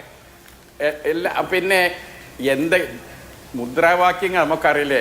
6 അടി മണ്ണിൽ കുഴിച്ചു മൂടും, അറബിക്കടലിൽ കുണ്ടൈ തള്ളും. മുദ്രാവാക്യങ്ങളിൽ കുട്ടികൾ പല ആവേശത്തും അതൊക്കെ വെച്ചിട്ട് ഒരു പാർട്ടിയുടെ നയം നിലപാടും സൂചിപ്പിക്കാൻ കഴിയും. ഞങ്ങൾ NSSന്റെ വളരെ പഴയ കാലം തൊട്ട് തന്നെ ഞങ്ങളും NSS തമ്മിലുള്ള ബന്ധം എന്താണ്? മന്നത്ത് ബാഫിക്കിത്തങ്ങളും അതുപോലെ തന്നെ ബാഫിക്കിത്തങ്ങളും മന്നത്ത് ഭക്തനാളും തമ്മിലുള്ള ബന്ധം എന്താണ്? മട്ടന്നൂരിൽ നിങ്ങളിവിടെയല്ലേ പഠിച്ചത്? തളിപ്പറമ്പ് സരസ്വതിയിലല്ലേ പഠിച്ചത്? മട്ടന്നൂരിൽ ആ നായർ സർവീസ് സൊസൈറ്റിന്റെ കീഴിലുള്ള മട്ടന്നൂർ പഴശ്ശിരാജ കോളേജ്, ആ കോളേജിന് ലാൻഡ് ചോദിച്ച് ബാഫിക്കിത്തങ്ങളെടുത്താണ് മന്ന പത്മനാഭൻ വന്നത്. ബാഫിക്കിത്തങ്ങളുടെ നിർദ്ദേശപ്രകാരം ഒരു മുസ്ലിമാണ് 150 ഏക്കർ ആ കോളേജ് ഉണ്ടാക്കാൻ കൊടുത്തത്. അവിടുത്തെ NSS ഹൈസ്കൂളിന് ആ മുസ്ലിമാണ് കൊടുത്തത്. NSSന്റെ ഒരു കോളേജിന്റെ പ്രസിഡന്റായിട്ട് ഒരു മുസ്ലിം വരിക എന്ന് പറഞ്ഞാൽ ആലോചിച്ച് നോക്കി. അത്ര നല്ല കാലഘട്ടം അവർ തമ്മിൽ നമ്മളുണ്ട്. CH മുഹമ്മദ് പോയ എവിടെ പോയിട്ടുണ്ട്? NSSന്റെ സമ്മേളനത്തിൽ പോയി ഞങ്ങൾ പ്രസംഗിച്ചിട്ടുണ്ട്. അതുകൊണ്ട് NSSന്റെ സുകുമാരൻ നായരുമായി അദ്ദേഹത്തിന് ലീഗിനെ കുറിച്ച് എന്തെങ്കിലും തെറ്റിദ്ധാരണ ഉണ്ടെങ്കിൽ ആ തെറ്റിദ്ധാരണ തിരുത്താൻ ആവശ്യമായ കാര്യങ്ങൾ ചെയ്യും. അല്ലാതെ അദ്ദേഹത്തിന്റെ വാക്കിൽ നിന്ന് എന്തെങ്കിലും ഒന്ന് വന്നാൽ അതിന്റെ പേരിൽ എടുത്തിയാടി പ്രതികരിക്കാനൊന്നും ലീഗ് തയ്യാറാവില്ല. വളരെ കരുതലോടെ സൂക്ഷ്മതയോടെ അദ്ദേഹത്തിനെ അത് ബോധിപ്പിക്കാൻ എന്താണോ ചെയ്യുന്നത്. നല്ല കാര്യം. എന്തായാലും CH മുഹമ്മദ് കോയ മുഖ്യമന്ത്രിയാകാൻ അവകാശവാദം ഉന്നയിക്കാൻ രാജ്ഭവനിലേക്ക് പോയപ്പോൾ, ഗവർണറെ കാണാൻ പോയപ്പോൾ അദ്ദേഹത്തിന്റെ കൂടെ ഉണ്ടായിരുന്ന നേതാക്കളിൽ ഒരാൾ അന്നത്തെ NDPയുടെ NSSന്റെ രാഷ്ട്രീയ കക്ഷിയായ NDPയുടെ നിയമസഭാ കക്ഷി നേതാവായിരുന്നു എന്നുള്ളതും ചരിത്രമാണ്. അങ്ങനെയും രാഷ്ട്രീയ ചരിത്രം ഉണ്ടാവുകൊണ്ട് NSSും മുസ്ലിം ലീഗും രണ്ട് സൈഡിൽ നിന്ന് യുദ്ധം ചെയ്യേണ്ട കൂട്ടരൊന്നും അല്ല. ശ്രീമതി ദീപ്തി മേരി വർഗീസ്, ഇനിയുള്ള കാലത്ത് എന്തൊക്കെ വിഷയങ്ങൾ വരും? ഇപ്പൊ തന്നെ ഞാൻ നേരത്തെ പറഞ്ഞ BJPയുടെ ഭാഗത്തു നിന്ന് വന്ന അതെ ഈ ശ്രീമതി ദീപ്തി, ഞാൻ ചോദിച്ചത് ഈ കമ്മ്യൂണൽ നറേറ്റീവ് അത് പല രൂപത്തിൽ വരാം. പ്രത്യേകിച്ച് ഈ മുഖ്യമന്ത്രി പദത്തിൽ ലീഗ് ഒരു നിലപാടെടുത്തു തുടങ്ങിയ കാരണങ്ങൾ കൊണ്ടത് മൂർച്ഛിപ്പിക്കുന്നുണ്ട്. BJPയുടെ നേതാക്കളും മറ്റുമൊക്കെ പല കമന്റുകൾ ഫേസ്ബുക്കിലും മറ്റുമൊക്കെ ഷെയർ ചെയ്യുന്നുണ്ട്. അപ്പൊ അത് കോൺഗ്രസും സൂക്ഷ്മതയോടുകൂടി കൈകാര്യം ചെയ്യേണ്ടി വരില്ലേ വരുന്ന നാളുകളിൽ? അല്ല, തീർച്ചയായിട്ടും കഴിഞ്ഞ കുറേ കാലങ്ങളായിട്ട് നമ്മുടെ രാജ്യത്തുള്ള ഏറ്റവും വലിയ പ്രശ്നമാണല്ലോ അത്, വർഗീയത എന്ന് പറയുന്നത്. അത് എല്ലാ വിഷയങ്ങളിലും ആ വർഗീയത കുത്തിവെച്ച് ഓരോ വിഷയങ്ങളെയും അങ്ങനെ ഡിവിസീവായിട്ട് കാണാനുള്ള ഒരു താല്പര്യം BJP ഉൾപ്പെടെയുള്ള സംഘപരിവാർ ശക്തികൾ എല്ലാ കാലത്തും ചെയ്യുന്നുണ്ട്. ഇവിടെ ഇപ്പോൾ ലീഗിൻ്റെ അഭിപ്രായം ചോദിക്കാതെ കോൺഗ്രസിന് മുമ്പോട്ട് പോകേണ്ട കാര്യമില്ലല്ലോ. ലീഗ് ഘടകകക്ഷി എന്നുള്ള നിലയ്ക്ക് തീർച്ചയായിട്ടും ലീഗിൻ്റെ അഭിപ്രായം കൺസിഡർ ചെയ്യും. ലീഗിൻ്റെ അഭിപ്രായം ചോദിച്ചു മാത്രമേ പോകേണ്ട കാര്യമുള്ളൂ. അതിന് ഒരു തരത്തിലുള്ള തെറ്റും അതിൻ്റെ അകത്ത് കാണേണ്ടതായിട്ട് കാര്യമില്ല. ഇപ്പം ഇവിടെ NSSും SNDPയും ഒക്കെ അവരുടെ അഭിപ്രായങ്ങൾ പറയും. എല്ലാ സാമുദായിക സംഘടനകൾക്കും അവരുടെ അഭിപ്രായങ്ങൾ പറയാനുള്ള സ്വാതന്ത്ര്യമുള്ള ഒരു രാജ്യമാണ്, അങ്ങനെ ഭരണഘടനയുള്ള ഒരു രാജ്യമാണ് നമ്മുടേത്. കോൺഗ്രസ് എല്ലാ കാലത്തും അതിനെ ഒരു ഇൻക്ലൂസീവായിട്ടേ കണ്ടിട്ടുമുള്ളൂ. അതിൻ്റെ അകത്ത് ഒരു ജാതി മതങ്ങളെയും കൂടുതൽ അടുപ്പിച്ച് നിർത്തുകയോ അല്ലെങ്കിൽ അവരുടെ അവകാശങ്ങൾ ലംഘിക്കപ്പെടുന്ന ഒരു സാഹചര്യത്തിലേക്ക് പോകുന്ന ഒരു സാഹചര്യം ഉണ്ടാക്കുകയോ ഒന്നും കോൺഗ്രസിന്റെ ഭാഗത്തു നിന്ന് ഒരു കാലത്തും ഉണ്ടായിട്ടില്ല. കോൺഗ്രസ് ആ ഇൻക്ലൂസീവ് സെക്യുലറിസത്തെ വിശ്വസിക്കുന്ന ഒരു രാഷ്ട്രീയ പ്രസ്ഥാനമാണ്. അതുകൊണ്ട് തന്നെ ഇതിപ്പോൾ വലിയൊരു കഴിഞ്ഞ കാലങ്ങളിലൊക്കെ കോൺഗ്രസ് എങ്ങനെയാണ് അതിനെ അഡ്രസ്സ് ചെയ്തത്, അത്തരത്തിൽ തന്നെയായിരിക്കും ഇനി മുമ്പോട്ടും അഡ്രസ്സ് ചെയ്യാൻ പോകുന്നത്. ലീഗിനെ സംബന്ധിച്ച് ലീഗ് UDFന്റെ ഒരു ഘടകകക്ഷിയാണ്, ഒരു പ്രധാനപ്പെട്ട ഘടകകക്ഷിയാണ്. മറ്റ് ഘടകകക്ഷികളെ പോലെ തന്നെ തീർച്ചയായിട്ടും ലീഗും ഏറ്റവും പ്രധാനപ്പെട്ട അവരുടെ അഭിപ്രായം ചോദിക്കേണ്ടതും ഏറ്റവും പ്രാധാന്യമുള്ളതാണ്. അപ്പോൾ തീർച്ചയായിട്ടും ഒരു അഭിപ്രായ സമന്വയം ഒരു കാര്യത്തിൽ ഉണ്ടാക്കാൻ ശ്രമിക്കുമ്പോൾ അവരുടെ അഭിപ്രായവും കൺസിഡർ ചെയ്യപ്പെടും. ഇവിടെ മറ്റൊരു കാര്യമുള്ളത്, ഇവിടെ ശ്രീ ഗോമൻ പറഞ്ഞ ഒരു കാര്യമുണ്ട്. ഞാൻ പറഞ്ഞു കാർഗെയുടെയും രാഹുൽ ഗാന്ധിയുടെയും അഭിപ്രായം കേട്ട് അത്തരത്തിൽ മാത്രമേ മുമ്പോട്ട് പോവുകയുള്ളൂ ശ്രീ KC വേണുഗോപാൽ എന്ന് ഞാൻ പറഞ്ഞതായിട്ട് പറഞ്ഞു. ഞാൻ പറഞ്ഞത് എന്താണ്, കാർഗെ ആരാണ്? കോൺഗ്രസിന്റെ പ്രസിഡന്റാണ്. കോൺഗ്രസ് എന്ന് പറയുന്നത് ഒരു പ്രസിഡൻഷ്യൽ പാർട്ടിയാണ്. കോൺഗ്രസ് പ്രസിഡന്റിന്റെ വാക്കെന്ന് പറയുന്നത് കോൺഗ്രസിന്റെ അഭിപ്രായമാണ്. അപ്പോൾ കോൺഗ്രസിന്റെ മറ്റ് പ്രധാനപ്പെട്ട നേതാക്കന്മാരുടെ അഭിപ്രായങ്ങൾ ആരാഞ്ഞതിന് ശേഷമാണ് ഒരു ഫൈനൽ ഡിസിഷനിലേക്ക് ഖാർഗെ എന്ന് പറയുന്ന ACC പ്രസിഡന്റ് എത്തുന്നത്. അപ്പോൾ ആ പ്രസിഡന്റ് പറയുന്ന വാക്കും അതുപോലെ രാഹുൽ ഗാന്ധി എന്ന് പറയുന്നത് തീർച്ചയായിട്ടും കോൺഗ്രസിന്റെ ഏറ്റവും പ്രധാനപ്പെട്ട നേതാവാണ്. നെഹ്റു കുടുംബത്തിന്റെ അംഗം എന്നുള്ള നിലയ്ക്ക് അത് പറയാൻ നിങ്ങൾ പ്രചരിപ്പിക്കുന്ന പോലെയല്ല. നെഹ്റു കുടുംബം എന്ന് പറയുന്നത് ഏറ്റവും അഭിമാനത്തോടെ തന്നെയാണ് കോൺഗ്രസ് കാണുന്നത്. അപ്പോൾ ഇവർ രണ്ടുപേരുടെ അഭിപ്രായം എന്ന് പറയുന്നത് കോൺഗ്രസിനെ സംബന്ധിച്ച് ഏറ്റവും പ്രധാനപ്പെട്ടതാണ്. അതാണ് ഏറ്റവും അവസാനത്തെ അഭിപ്രായം എന്ന് പറയുന്നത്. അത് പറഞ്ഞാൽ അത് കേൾക്കാൻ തയ്യാറുള്ള, അതിന് പക്വതയോടെ അതിനെ കാണാൻ കഴിവുള്ള നേതാവാണ് ശ്രീ KC വേണുഗോപാൽ എന്നാണ് ഞാൻ ഉദ്ദേശിച്ചത്. പിന്നെ അപശബ്ദവും അഭിപ്രായവും രണ്ടാണ് ശ്രീ ഗോപൻ. അപശബ്ദം എന്ന് പറഞ്ഞാൽ അതിനെ ഒരു നെഗറ്റീവ് ആസ്പെക്റ്റിൽ വേണം കാണാൻ. അഭിപ്രായം എന്ന് പറഞ്ഞാൽ എന്താ? ഞങ്ങളുടെ പാർട്ടിയിൽ അഭിപ്രായമുണ്ട്. അഭിപ്രായമുള്ളത് കൊണ്ടാണ് 3 പേരുടെ പേരുകൾ വന്നത്. ആ 3 പേരെയും പിന്തുണയ്ക്കുന്ന ആളുകളുമുണ്ട്. അതിലൊരാളെ പിന്തുണയ്ക്കുന്ന ആൾക്ക് മാത്രമേ പിന്തുണ കൊടുക്കുകയുള്ളൂ എന്ന് പറഞ്ഞ്, അല്ലെങ്കിൽ ഒരാൾ പറയുന്നത് മാത്രമേ കേൾക്കുകയുള്ളൂ എന്ന് പറഞ്ഞിട്ട് ആ പാർട്ടിയെ മുഴുവൻ വരുതിയിലാക്കുന്ന ഒരു രീതി കോൺഗ്രസിനെ സംബന്ധിച്ചില്ല. പല അഭിപ്രായങ്ങളുണ്ടാവും, അസ്വാരസ്യങ്ങൾ ഉണ്ടാവില്ല എന്നാണ് ഉദ്ദേശിച്ചത്. ശരി, വ്യക്തമാണ്. അത് എനിക്കൊരു ഇടവേള വേണം. ഇടവേളയ്ക്ക് ശേഷം മടങ്ങി ചർച്ച അവസാന ഘട്ടത്തിലാണ്. ശ്രീ ജ്യോതിർ ഘോഷ്, VD സതീശന് മുമ്പിലുള്ള വെല്ലുവിളികൾ എന്തൊക്കെയാണ്? അദ്ദേഹം ഒരുപാട് സംസാരിച്ചിട്ടുണ്ട്, അദ്ദേഹം പറഞ്ഞതൊക്കെ കേരളം കേട്ടിട്ടുണ്ട്. ഇനി ഡെലിവർ ചെയ്യുക എന്നുള്ള ഏറ്റവും പ്രധാനപ്പെട്ട കാര്യമുണ്ട്. ഒപ്പം അധികാരം ദുഷിപ്പിക്കും, പരമമായ അധികാരം പരമമായി ദുഷിപ്പിക്കുമെന്നാണ് അത് മാതൃഭൂമിയുടെ ഫെസ്റ്റിൽ ഉദ്ധരിച്ചിട്ടുള്ള സതീശനെ നമ്മൾ കേട്ടിട്ടുണ്ട്. അപ്പോൾ ഒരുപാട് സ്ക്രൂട്ടിനിക്ക് അദ്ദേഹം വിധേയനാകുമെന്നുള്ള കാര്യത്തിൽ യാതൊരു സംശയവുമില്ല. സതീശന് മുമ്പിലുള്ള ചലഞ്ചസ് എന്താണ്? ചുരുക്കി പ്രാഥമികമായിട്ട് ഞാൻ പറയട്ടെ, നമ്മൾ ഇനി ആ ഒരു പറച്ചിൽ മാറ്റേണ്ട സമയമായി തോന്നി. ഈ പരമമായ അധികാരം പരമമായി ദുഷിപ്പിക്കും അല്ലെങ്കിൽ എന്നുള്ള ആ ഒരു പ്രയോഗം എനിക്ക് തോന്നുന്നു നമുക്കത് മാറ്റേണ്ട സമയമായി എന്ന് തോന്നുന്നു. കാരണം അധികാരം എന്ന് പറയുന്നത് ജനങ്ങൾക്ക് കാര്യങ്ങൾ നടപ്പിലാക്കാനുള്ള ഒരു വഴിയാണ്, ഒരു മീൻസാണ്. അപ്പൊ ആ രീതിയിൽ നമ്മൾ കാണുകയും ഭരണാധികാരികളെ ബോധ്യപ്പെടുത്തുകയും വേണം. അതല്ലെങ്കിൽ ഇപ്പൊ ഈ ഭരണത്തിൽ കയറുന്ന ഏത് വ്യക്തിക്കും ഇപ്പൊ ഇതൊരു പഴുതായിട്ട് മാറിയിരിക്കുകയാണ്. അതായത് അധികാരം ദുഷിപ്പിക്കും, പരമമായ അധികാരം ദുഷിപ്പിക്കും എന്നുള്ളത്. അതുകൊണ്ട് അധികാരം എന്ന് പറയുന്നത് ഒരുപാട് കാര്യങ്ങൾ നടപ്പിലാക്കാനുള്ള ഒരു സംഗതിയാണ്. അതുകൊണ്ട് VD സതീശന്റെ മുമ്പിലുള്ള വെല്ലുവിളികൾ 2 രീതിയിലാണ്. ഒന്ന്, സാംസ്കാരികമായിട്ട് നോക്കുകയാണെന്നുണ്ടെങ്കിൽ നമ്മളുടെ കേരളം വല്ലാത്ത ഒരു മൂടപ്പെട്ട് കിടക്കുന്ന ഒരു അതിഭീകരമായ ഒരു ജീർണതയിലൂടെ കടന്നുപോയിക്കൊണ്ടിരിക്കുകയാണ്. അതായത് കേരളത്തിൽ നിന്ന് ഒരു മനുഷ്യൻ, കൊച്ചു കുട്ടികൾ മുതൽ പ്രായമായവരെടുത്ത് നോക്കിക്കഴിഞ്ഞാൽ ഒറ്റ മനുഷ്യന് പോലും ഒരു എന്താ പറയുക, ഒരു ആത്മസംഘർഷവും സംഘടനവും ഇല്ലാതെ ജീവിക്കുന്നില്ല. അതുപോലെ കുട്ടികൾ ഇന്നലെ തന്നെ ഒരു ഒരു വീഡിയോ കാണുകയുണ്ടായി. 10 വയസ്സുള്ള ഒരു കുട്ടി ഫോൺ വാങ്ങി വെച്ചു എന്ന് പറഞ്ഞതിന്റെ പേരിൽ ഒരു ടെറസിന്റെ മുകളിൽ കയറി താഴേക്ക് ചാടാൻ നോക്കുന്നു. അപ്പൊ ഇതൊക്കെ നമ്മൾ സാമൂഹികമായിട്ട് കാണേണ്ട ഒരു വിഷയമാണ്. അപ്പൊ അതുപോലെ തന്നെ മയക്കുമരുന്നിന്റെ ഉപയോഗം കേരളത്തിൽ മുഴുവൻ ഇപ്പൊ ഇവിടെ പെട്ടിക്കട പോലെയാണ് ഇപ്പോ ഈ മദ്യഷാപ്പുകൾ. ഓരോ ദിവസവും നമ്മുടെ വരുന്ന വാർത്തകൾ ഈ ഗാർഹിക പീഡനമായിക്കോട്ടെ, മറ്റു പല പീഡനങ്ങളായിക്കോട്ടെ, എല്ലാം ഈ രീതിയിലുള്ള ഈ മദ്യവും മയക്കുമരുന്നും ഉണ്ടാക്കുന്ന സംഗതികളും അതേപോലെ തന്നെ ഈ ഗാർഹിക പീഡനങ്ങളും നമ്മളുടെ കേരളത്തിലെ കുടുംബ സംവിധാനം പോലെ ഒരു പൊട്ടിത്തെറിയുടെ അവസ്ഥയിൽ നിൽക്കുകയാണ് ചെയ്യുന്നത്. ഇതൊരു സാംസ്കാരികമായ ഒരു ഏരിയ. അത് VD സതീശന് അത് വളരെ കാര്യമായിട്ട് അതിനെ അഡ്രസ് ചെയ്യേണ്ട ഒരു ഏറ്റവും വലിയ വെല്ലുവിളിയാണ്. അതിന് അദ്ദേഹത്തിന്റെ മുഖ്യമന്ത്രി എന്ന നിലയിൽ അദ്ദേഹത്തിന് ഒട്ടേറെ കാര്യങ്ങൾ ചെയ്യാൻ കഴിയും. ഉദാഹരണത്തിന് ഇപ്പൊ ചെറുപ്പക്കാരെ എന്താണ് അവർ രാഷ്ട്രീയം എന്ന് പറയുന്നതിലേക്ക് ശ്രദ്ധിക്കാനുള്ള, അല്ലെങ്കിൽ അതിലേക്ക് അവരെ ആകർഷിക്കാനുള്ള പരിപാടികൾ. പാഠ്യപദ്ധതിയിൽ മാറ്റം വരണം. പാഠ്യപദ്ധതിയിൽ ഏറ്റവും അടിയന്തരമായിട്ട് കേരളം ഇന്ന് ഏറ്റവും ഇപ്പൊ ഈ സാധാരണ ഈ സാമ്പത്തികമായിട്ട് മുന്നോക്കമുള്ളവരുടെ കുട്ടികളൊക്കെ വലിയ കുഴപ്പമില്ലാതെ PM ശ്രീയിലും മറ്റു പല സിലബസിലുകളൊക്കെ പഠിച്ചു പോകുന്നുണ്ട്. പക്ഷെ ഈ സാധാരണ സ്കൂളിൽ പഠിക്കുന്ന കുട്ടികളുടെ അവസ്ഥ വളരെ പരിതാപകരമായ ഒരവസ്ഥയാണ്. അവരെ നമ്മൾ ഇഗ്നോർ ചെയ്ത് വിട്ടിരിക്കുകയാണ്.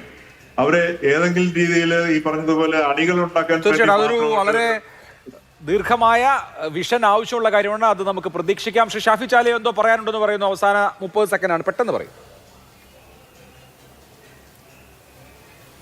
അതായത് പിന്നെ സംസ്ഥാനമെങ്ങും നടക്കുന്ന ഈ ജാഥകൾ, മുദ്രാവാക്യങ്ങൾ, അതിലൊക്കെ ആക്ഷേപകരമായ കാര്യങ്ങൾ അതൊന്ന് ശ്രദ്ധയപ്പെട്ട സമയത്ത് യൂത്ത് ലീഗിൻ്റെ പ്രവർത്തകർ ഉൾപ്പെട്ട അത്തരം ഒരു ജാഥ നടന്നു എന്ന ബോധ്യത്തിൽ അന്വേഷണത്തിൽ ബോധ്യപ്പെട്ടതിനാൽ ഒരു ജില്ലാ കമ്മിറ്റിയെ തന്നെ പിരിച്ചുവിട്ടു ഇന്ന്. ഗുഡ്. മുസ്ലിം യൂത്ത് ലീഗിൻ്റെ സംസ്ഥാന കമ്മിറ്റി ഇടുക്കി ജില്ലാ മുസ്ലിം യൂത്ത് ലീഗിൻ്റെ ജില്ലാ കമ്മിറ്റിയെ സസ്പെൻഡ് ചെയ്തു. ലീഗ് അങ്ങനെയാണ്. നല്ല കാര്യം. പിന്നെ ശരി, എന്തായാലും പ്രതിഭയുമായി ബന്ധപ്പെട്ട ഒരു വാചകം പറഞ്ഞ അപ്പം പുറത്താണ്. അതാണ് ലീഗ്. ശരി, ഇനി എന്തായാലും അത്തരം മുദ്രാവാക്യങ്ങളോ പാർട്ടിയുടെ നേതാക്കൾ ആരെങ്കിലും പരസ്യമായി പ്രകോപനങ്ങളോ അങ്ങനെ ഉണ്ടാവാതിരിക്കട്ടെ. പുറത്താക്കും. നല്ല കാര്യം. അങ്ങനെ എന്തായാലും പുറത്താക്കൽ ഒരു മാതൃകയാവട്ടെ. ഇനി ഇത്തരം മുദ്രാവാക്യങ്ങളോ പ്രകോപനങ്ങളോ നമ്മുടെ സമൂഹ മനസ്സിനെ അസ്വസ്ഥപ്പെടുത്തുന്ന കാര്യങ്ങളോ വർഗീയ കാലുഷ്യങ്ങൾ ഉണ്ടാക്കുന്ന പ്രവർത്തനങ്ങളോ ഉണ്ടാകാതിരിക്കട്ടെ, ഒരു ഭാഗത്തു നിന്നും ഉണ്ടാകാതിരിക്കട്ടെ എന്ന് വിചാരിക്കാൻ വളരെ നന്ദി എല്ലാവർക്കും. സൂപ്പർ പ്രേമയുടെ അവസാനിച്ചു. നമസ്കാരം.